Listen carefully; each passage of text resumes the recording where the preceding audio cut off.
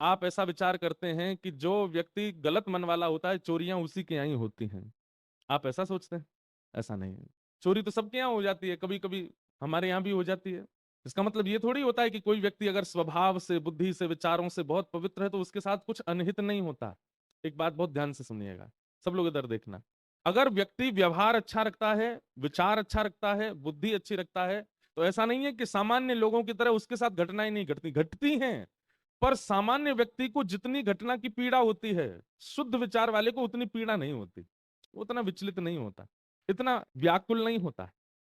लोग बागों की फ्लाइट छूट जाती है तो रोने लगते हैं एयरपोर्ट पर, हमारी तो अमूमन छूटती रहती है, ज्यादातर छूट जाती है, लेकिन विचलित नहीं होते। कई बार कई कथाओं में ऐसा होता है, 7 दिन कथा हुई और 7वें दिन जिन्होंने कथा कराई थी वही अंतर ध्यान हो गए, भाग गए, और पूरी कथा का खर्चा हम करके आते हैं। फिर टेंट वाले खड़े हो गए, महाराज जी हमारा 1 रुपया नहीं दे के गए हैं वो जिन्होंने कथा कराई थी। मैंने कहा भैया ढूंढो खोजो कहाँ है, बोले चले गए। फिर सारा खर्चा हम करके आए पंडाल का। बताओ, कथा कराई किसी ने, बुकिंग करी किसी ने, व्यवस्थाएं करी किसी ने, पैसा भुगतान करके आए हम। आज तक हमारी कम से कम 8-9 कथाओं का तो पेमेंट हम हमसे ही जा रहा है अभी तक।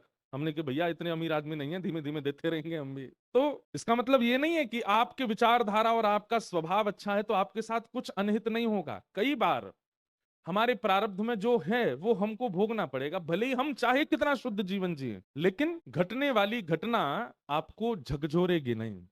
उस घटना से आप बहुत विचलित नहीं होगे। ये प्रमाण है इस बात का कि आपकी विचारधारा और आपका भाव बहुत शुद्ध है।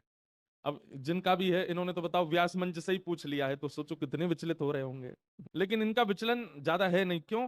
क्योंकि अगर विचलन होता तो एक ही प्रश्न करते, इन्होंने फिर 3 प्रश्न और किए, इसका मतलब ये कि ज्यादा विचलित है नहीं।